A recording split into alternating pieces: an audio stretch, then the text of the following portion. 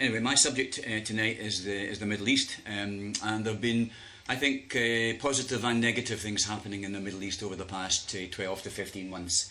15 months ago, the self-immolation of a fruit seller in Tunisia sparked off a mass movement of protest that spread throughout the Middle East and the Arab world, shook the foundations of quite a number of brutal dictatorships in the area and brought down 4 governments in the Middle East. US-backed governments which were removed from power, but the power structures that lay behind these people have, by and large, remained intact. So to examine how that happened and what the prospects are for further progress, I want to concentrate most of my time on looking at the example of Egypt. Egypt is the biggest state in the area, 85 million people. It's also strategically the most important, although it doesn't have oil to any significant extent. It is strategically important because of its location next to Israel and Palestine. In fact, it has a common border with Gaza.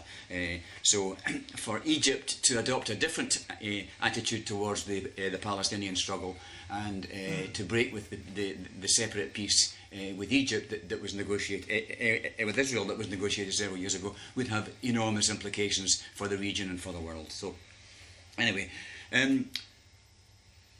a year ago, as a result of a rising tide of struggle, where the struggle had spread from Tunisia into Egypt, the regime of Mubarak was overthrown. A revolutionary process that involved large numbers of people, massive demonstrations day after day. And since that time, we've had a standoff between the generals who still control state power as the Supreme Council of the Armed Forces, SCAF, between that and the newly elected People's Assembly, which was elected in, I think, November of last year, and the activists in Tahrir Square. In May of this year, presidential elections are due to be held, and clearly that will be extremely interesting to see how that works out. But at the moment, the generals appear to have established the upper hand. They certainly have control over the state media, which they use ruthlessly to denigrate their opponents, particularly those in Tahrir Square, and they also have control over the coercive apparatus, the army and the police, which again they've used quite mercilessly since the overthrow of Mubarak. And they're also determined, I think, to ensure that they retain a powerful role in the new Egypt. Despite the fact that they are the army, they intend to have privileges which are maintained, and a position in the society which is maintained, which will give them special rights to intervene in the process. But whatever happens, there's no going back to the Egypt of 18 months ago. There's no going back to the genie is out of the bottle. The democratic process has started. It could be stopped, but I don't believe it can be reversed. Indeed, I don't think they can go back to the kind of dictatorship that existed prior to New Year 2010.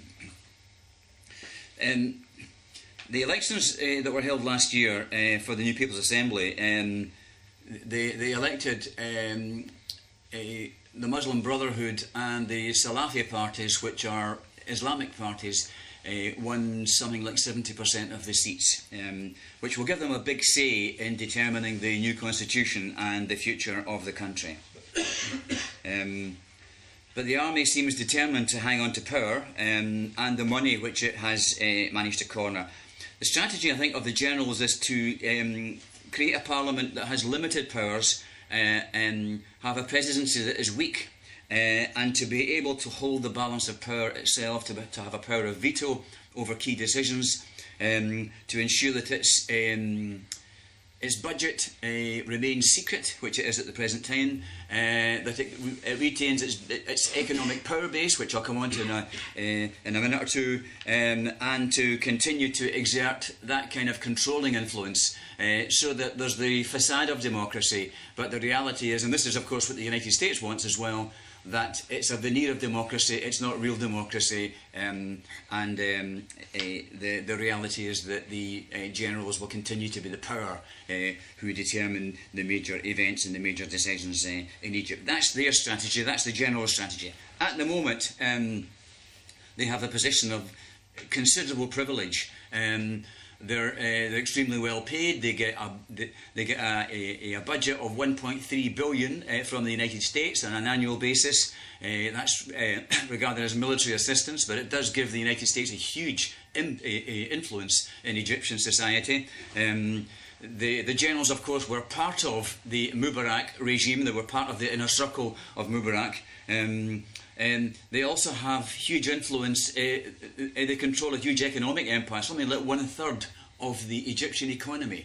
35 factories and companies which are under the direct control of the military. They employ largely conscript labour, so the labour is almost free. They're not subject to any taxation, and they haven't been subject to the process of privatisation that has affected most of the rest of the Egyptian economy over the past 15 to 20 years. They also have a separate system for exchange rates and all that. So in a number of ways, they're in an extremely privileged position. They also are able to, because of this extra cash that's washing about inside the army budget, they're able to pay bribes, if you like, or payments to senior officers in the army, payments of $11,600 several times in the course of a year have been mentioned as payments that have been identified.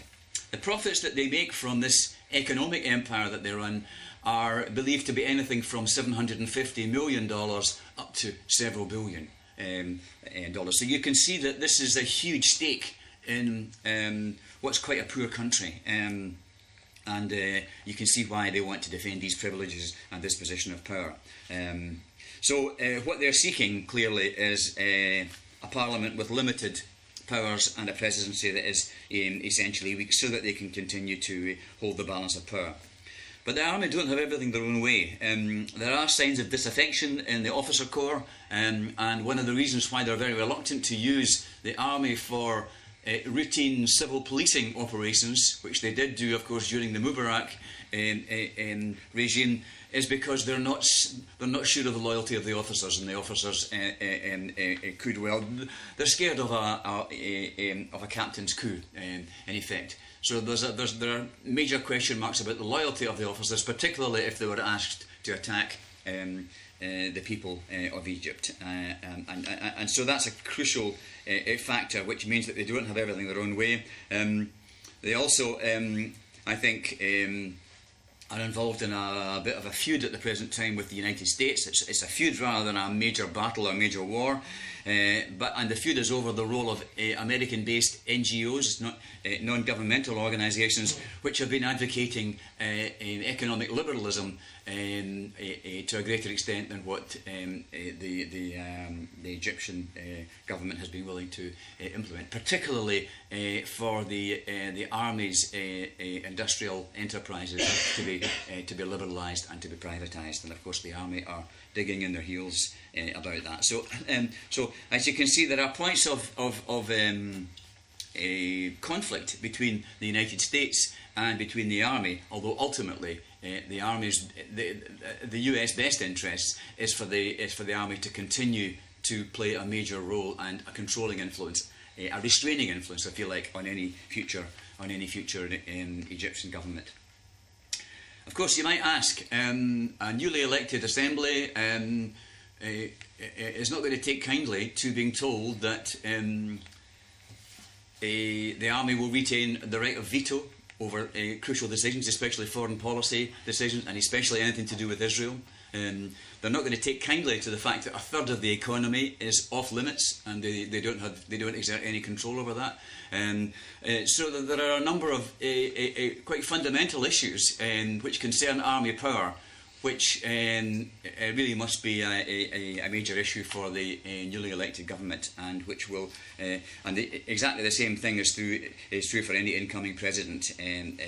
So clearly, you can see the future in terms of an area of conflict between the elected assembly, which of course is the kind of elected the people, elected by the people, the elected president, and between the army, who of course is unelected but continues to occupy a huge position of power. A position of power which has existed and has been built upon over several decades. If you think of the last three presidents in Egypt, Nasser, Sadat and Mubarak, they've all come from the army. They're all products of the army. And of course, the army itself has been trained and developed and has developed very close relationships with the United States at every stage. So in many ways you can see the basis for that.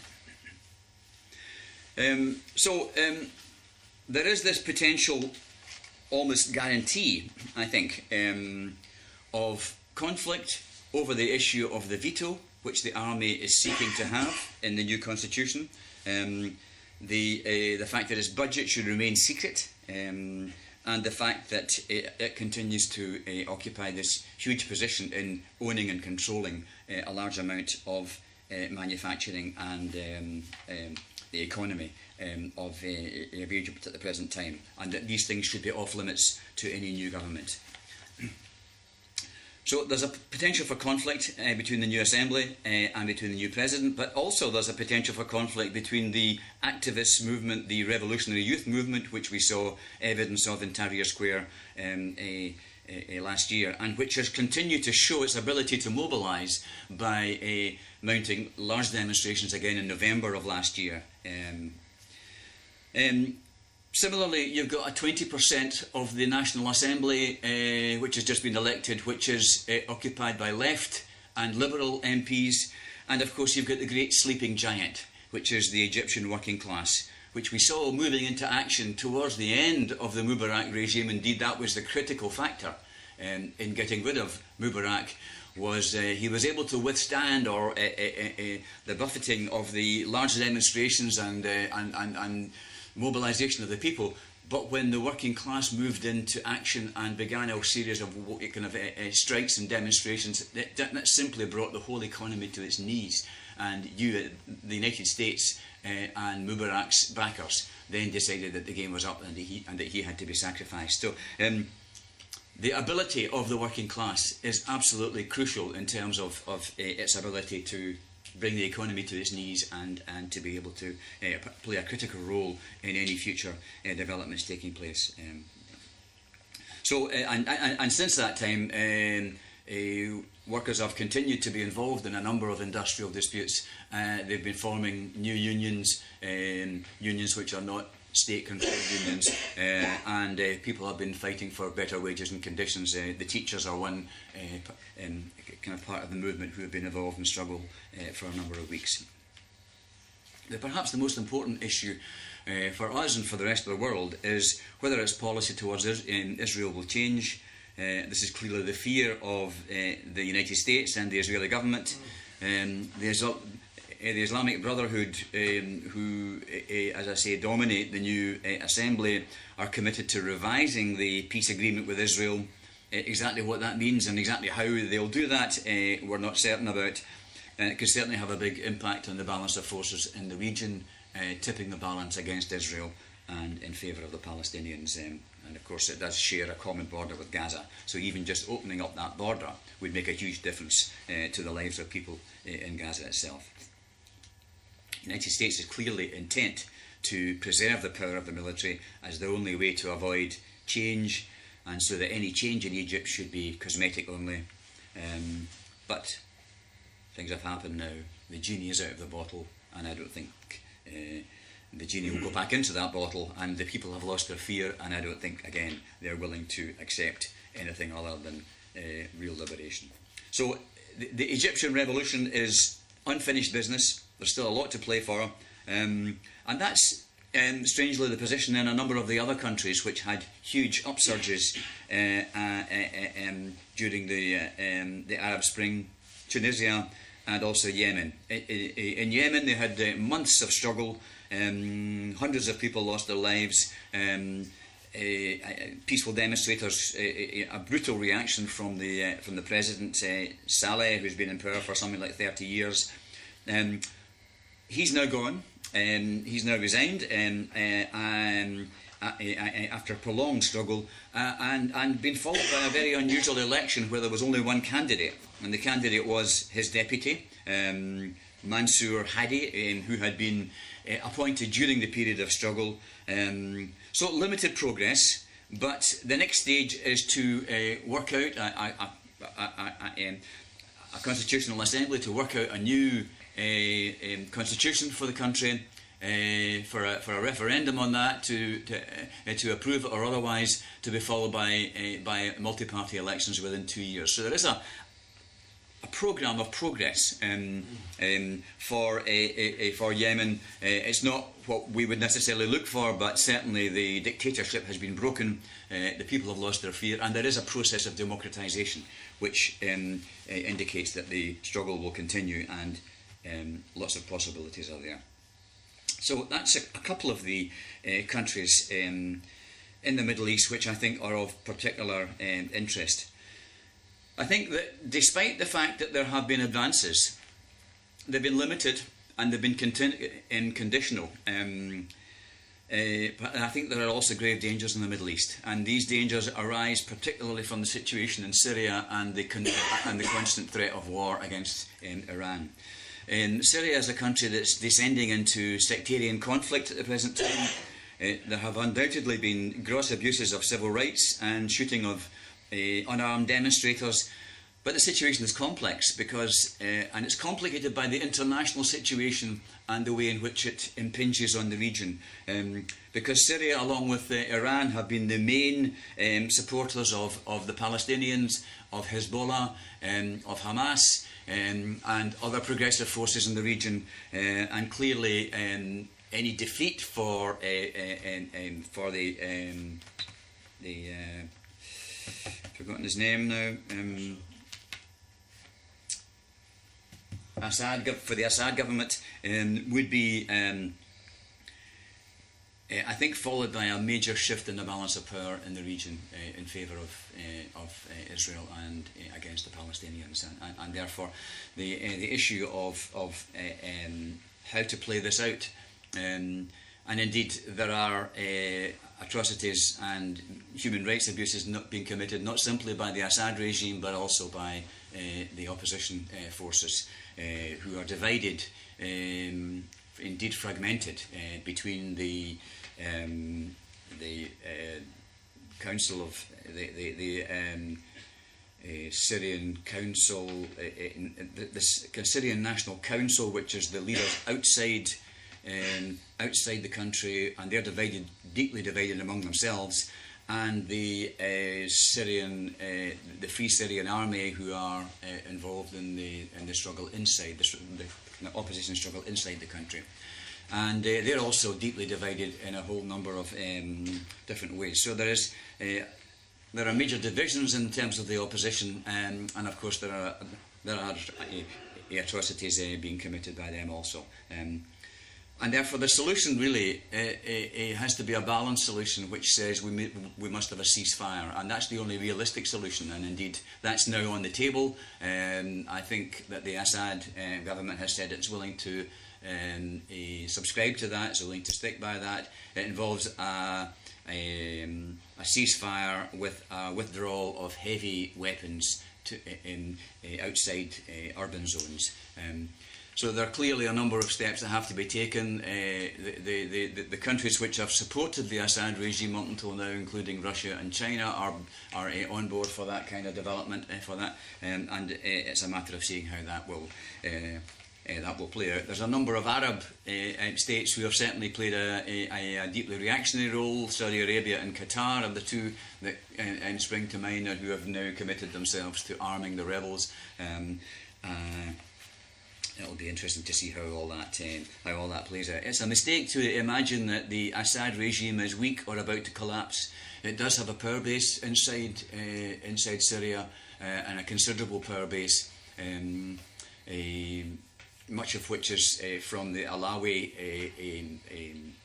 section of the Shia population, and from other religious groups who don't feel represented by the Sunni majority. So again, it's a very difficult situation. The great danger is that it could descend into the kind of sectarian violence that we saw in Iraq until very recently, and could become some kind of civil war, which would result in far more destruction of life and the infrastructure of the country for the future. So I think Syria is clearly crucial, but it's seen as by imperialism as a crucial way to tip the balance if they can get rid of Assad, and also to remove one of the key allies of Iran. Which brings me on to the key strategic target of imperialism in the region, and that is Iran. Again, it's about oil and it's about strategic position. Iran has either the third or the fourth biggest reserves of oil in the world, depending on whose figures you look at. It has the second biggest reserves of natural gas in the world. 16% of the world's natural gas is in Iran. About another 30 or 35% is in Russia, and other countries. I think Qatar's got 9%. Indeed, it shares a gas field with Iran that crosses over the Gulf.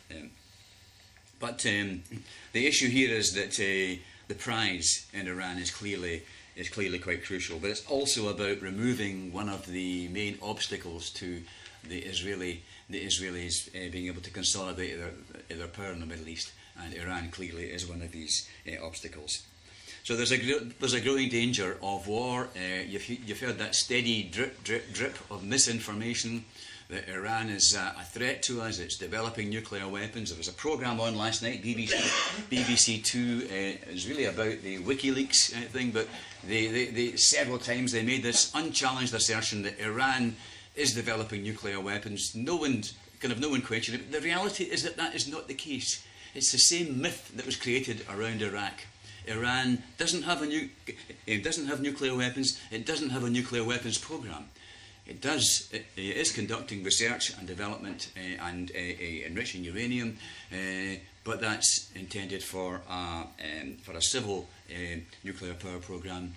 It may well be keeping its options open. But it certainly doesn't have a nuclear weapons program, and that's not just what I say. That's what 16 US intelligence agencies said 4 years ago in the National Intelligence Estimate, the NIE. Very important, because it was a shot across the bows for Bush, who was planning at that stage to intervene militarily in Iran, and partly because of that he wasn't able to do it. The same organisation produced a report last year which said exactly the same thing. Nothing has happened to change our estimate that Iran does not have a current nuclear weapons program. And that's, if you listen to Mohammed al-Baradei, the former head of the IAEA, he said exactly the same thing. Iran doesn't have a nuclear weapons program because they've had weapons inspectors on the ground who can check for these things. So there's a huge myth being created, a dangerous myth, but this drip of water, and much of it is coming from Israeli intelligence and supplied in an indirect way, feeding itself into the US mainstream news kind of news outlets, and kind of finishing up being reprinted by papers like The Guardian, for example, coming out with this dross, which is really what it is. It's absolute nonsense. But it's a very, very dangerous situation, because if it did happen, it would be disastrous in terms of the global economy. For a start, what it would do to the price of oil is anyone's guess. I mean, at the moment, Iran produces something like $4.1 billion, $1 million a year, a million barrels of oil per year. 4.1. It's the third biggest oil producer in the world, as well as having the fourth biggest oil reserves, and it has the ability to close the Gulf and to close the Gulf to all oil exports, so that if it were attacked, what that would do, that would cause a huge spike in the price of oil, which would seriously undermine particularly the economies of the West. The United States is particularly sensitive to the price of oil, and much of its remaining competitiveness is dependent on keeping the price of oil low, which is part of this whole strategy, because it's about trying to secure control over those areas of oil which are still cheap and easy to exploit. And that remains around the Gulf, where it was about 70% of global reserves. It's probably about 60% now, because finds have been found in a lot of other countries, mostly in areas that are expensive to produce and environmentally damaging, and which are quite difficult, technically difficult to produce. So the oil in the Middle East, which is just under the surface and is cheap to produce and is a high quality, remains premium oil, and it's exactly that oil that the Americans want to use to produce in larger quantities to bring the price of oil down so that their economy benefits. So it's all linked up with oil, and of course with gas, because natural gas is going to be the oil of the future, and it's not so polluting as oil, and clearly natural gas is vitally important in terms of supplying the energy needs of the world in the future, and of course Iran has a powerful position in there. So again, it's about trying to secure control over key resources in the world, and of course the ultimate prize, the ultimate target of all this is China, because there's no doubt the United States kind of strategists see China as the long-term threat to American dominance in the world, to American economic dominance, political dominance, and ultimately military dominance. And the one thing that America has all sorts of problems in the world. They're facing they're facing defeat in Afghanistan. They've already really been defeated effectively in Iraq. They're facing a challenge to their hegemony in Latin America, and they've got massive problems in terms of debt, in terms of economic stagnation, and now of course they're facing an economic rival which continues to grow at a phenomenal rate, and it's now estimated that the Chinese economy will overtake the American economy within 6 years from now. By 2018 it will have overtaken in terms of output, and of course that will be the beginning of the end. So America has immense problems, but what it still has is a virtual monopoly of military power. Now that creates a very, very dangerous situation internationally, because not only will it attempt to use that military power to deny access to strategic materials for its main rivals, and that will include particularly China,